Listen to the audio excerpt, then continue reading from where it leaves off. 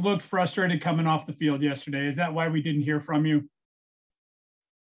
Yeah, I was frustrated, among other things. Yeah, I mean, I've never dodged any questions or hid away from that. So it's not about that. Just frustrated, removed emotions and all that from it. Just decided it was best to wait. I think that's what surprised us all, Baker, is that you pride yourself on being that guy and being accountable and stepping forward. And not one part of that's not being accountable. I'd be the first to tell you I played like shit. So it's not about accountable, and I don't owe you guys any of that. I owe that to my teammates, and I talk to them, so that's what matters. So, is it a mixed message at all that you walk straight off without celebrating on the field after the game?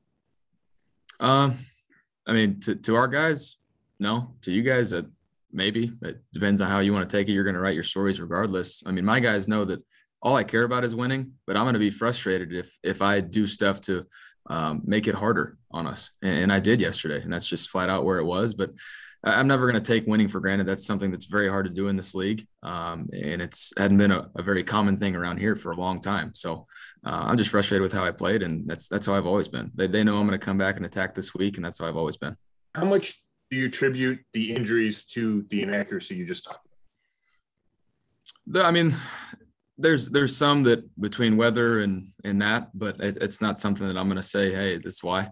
I made a lot of throws yesterday, and then I didn't make a lot of throws yesterday. And so there's give and take, but I expect myself to be better. And that's how I've always been. I think we watched the film as an offense, watched the whole game together, talked about all the things that are hurting us, all the things that, it was one of those meetings where you just own up to your mistakes, own up to the plays where we have to be better. And penalties is a big thing for us. Obviously, I have to take care of the ball. That's very obvious. But penalties, we can't keep putting ourselves in bad positions. We improved in the red zone yesterday. We were 2 for 2, which was what I had been stressing on. We were a little bit better on third down, but still there were some critical errors and some penalties on third downs that hurt us. Baker, what did you make of some of the booing there in the second half from the fans?